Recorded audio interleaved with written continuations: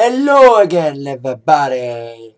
Second Attack is here with the Atakline for this Thursday, February the 20th, 2014. Alright, let's kick off the Atakline for this Thursday evening with my thoughts on the new Katy Perry video. Dark Horse, of course. Yesterday's Atakline, if y'all didn't see it. Katy Perry Dark Horse reigns at #1 for a fourth week in a row. She also performed the song at the Brit Awards last night. And last week we saw a teaser for the video, which would air today. And it did. And my thoughts on it. Of all the videos of the Prism album thus far, the War video was good. The Unconditionally video was okay. I think everyone's been waiting for a Dark Horse video ever since it kind of broke in the top 10 and now it's #1. In the video, I love the theme of it. I am not the biggest fan of the song. If you've seen my previous attack lines, I'm not the biggest fan of the song because I'm a disc jockey. I don't like the beat of it because it's not too poppy, dancey.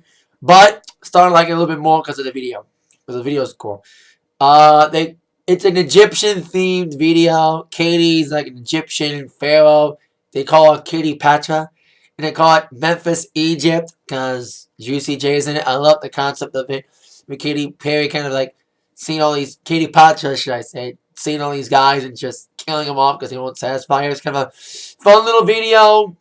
There was only like one little questionable thing when she's like covered in mud, look like. And she's like almost naked, but her breasts are covered with her arms. You only see it only 2 times in the video. But it's a fun little video. Like I said, I love the theme of it.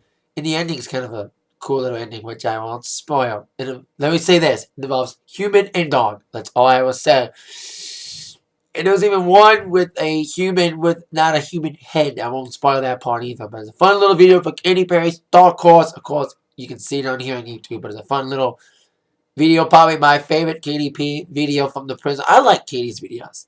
Even though the videos for songs I don't like, because they're not dancey, they're still great. Like the one that got away video, I like that one. Even though I don't like the song, I just like the video. And the Wide Awake video, she's always made some great videos. Like I said, Firework, Teenage Dream, go down the line. You cannot name a bad Katy Perry video. Like every video of hers is great. Unless you count Unconditional as a bad video. So there you go. Katy Perry premieres Dark Horse video, decent one.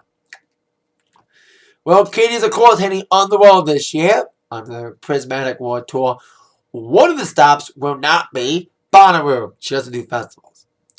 But yesterday, Bonnaroo did announce who is going to be at Bonnaroo this year in Manchester, Tennessee. It will be June 12th to the 15th along the headliners. Elton John, following last year's headliner Paul McCartney, Sir Paul McCartney. You got another Sir Elton John. Going to be one of the main headliners along with Kanye West. That's probably the most interesting choice of all the lineup. Because Kanye performed at Bonnaroo about 6 years ago and got booed off the stage because he came on late. So we'll see if Kanye can make it up to the Bonnaroo fans this year. Or not. Also performing at Bonnaroo, a lot of people. Jack White, Lionel Richie. I'll just go through some highlights. Vampire Weekend, Phoenix, Flaming Lips, Frank Ocean, Arctic Monkeys, who, if you didn't see my text line yesterday, won big at the Brit Awards. Skrillex, he's also doing a Super Jam. Wiz Khalifa, Disclosure, Chromeo, Broken Bells, Lauryn Hill, Zed, Ice Cube, Janelle Monáe, Group Love, Katy Elephant, Capital Cities, Dr. Dog, Drive-By Truckers, Danny Brown, Pusha T, ZZ Ward, a lot of names in here. A lot of interesting names, a lot of names, and even more to be announced for Bonnaroo. Big time event happening in Manchester, Tennessee. June 12th and 15th, announcing the lineup through a YouTube video. Tickets go on sale officially this Saturday, February 22nd. Now, on the news on 50 Cent.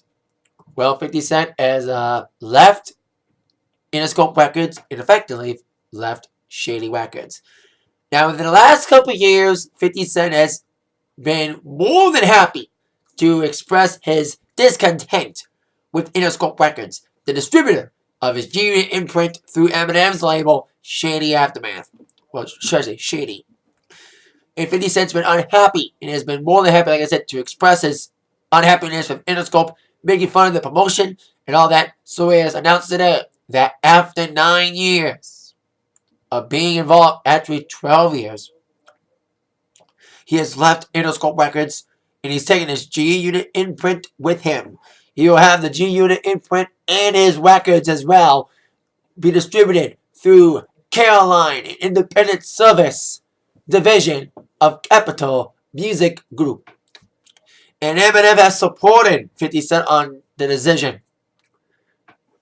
Eminem's statement for 50 saying that both myself and Shady are grateful to have had the chance to play a part in 50's career.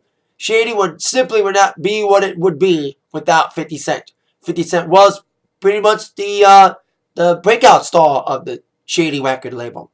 I've developed a great friendship with 50 over the years. That's not going to change. We know 50 will have success in his new situation. We remain supporters of him and G-Unit.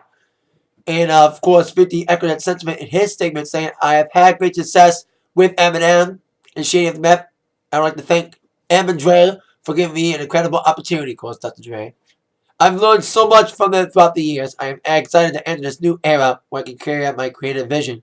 The first album through his new development deal, his new distribution with Capitol, will be coming out on June the 3rd, Animal Ambition. And the pre-orders will start March 18th. It will premiere a new song a week before the album release. And of course, Caroline is, of course, happy about 50 Cent's collaboration with them, and have thanked Eminem and Shady for their endorsement for allowing 50 Cent to make this decision. Like I said, it's not because 50 hates Eminem. He hates Jimmy Iovine and all Interscope. So that's why 50 left Interscope. So he's not under Universal Music. Well, he's still under the Universal Music Group umbrella, because Capitol is now owned by Universal. So he's still going to be a part of Universal, but he won't be part of a Universal label per se. He'll be an imprint on an independent label of Capitol, being Caroline with his G-Unit Records. So there you go. Now, shall end with my thoughts on last night's Duck Dynasty and Wahlburgers episodes. Duck Dynasty episode. Kind of once again, a fun little episode of Duck Dynasty with Jace and Willie fighting over a G.I. Joe action figure and having a paintball fight. Sai went commando on everybody. And he had like a ploy. Oh God, I love what Sai did. He like pretended to sink his RV, and then all of a sudden he came with this fucking. It looked like it was fucking Swamp Thing in this fucking outfit. This weird ass outfit. Oh my God, it was hilarious. He gave it this all green, like his own camouflage. God, that outfit was just hilarious. That Sai, well, like I said, something out of Swamp Thing. But it was a fun little episode that also involved Jeb trying to make a sidewalk for his wife. That was like the side thing, but Phil trying to help. So it was a good episode. Duck in Wahlburgers last night.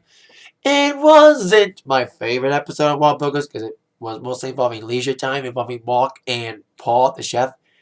They went out for golf, while Elma, the mother, came away in the restaurant. It was kind of like an okay episode, not much happening besides just watching them golf and stuff. Not much about. They didn't talk about the expansion because the Wahlburgers expansion is like probably the theme of this entire show. Because Mark wants to go worldwide. Paul wants to take it little by little. But it was a decent episode, despite, I don't think it was my favorite, but it was still a good little episode of Wahlburgers last night. Modern Family returns next week. Cannot wait for that. It's been 2 weeks without Modern Family, and I can't wait to have it back. Because I love Wahlburgers and Duck, but I love Modern as much as those two shows. That is it for the Atakline for today. See you all later with that in mind. You've been attacked by the news from Zach. See you all later, everybody. Have a great day and possibly great weekend too. Yeah.